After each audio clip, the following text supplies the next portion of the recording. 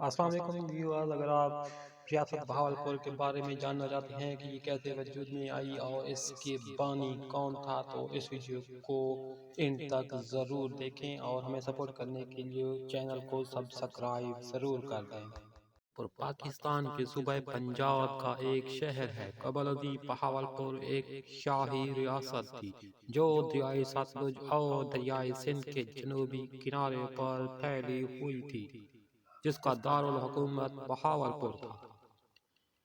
ریاست کا شمار راجپوتانہ ریاستوں میں ہوتا تھا۔ ریاست کی بنیاد 1802 میں نواب محمد بہاول خان دوم نے درانی سلطنت کے ٹوٹنے کے بعد رکھی تھی۔ نواب محمد بہاول خان III نے 22 فروری 1833 کو انگریزوں کے ساتھ ریاست کے پہلے معاہدے پر دستخط کیے تھے، جس میں برطانوی راج کے تحت نواب کی نیم خود مختار حکمرانی کی ضمانت دی گئی۔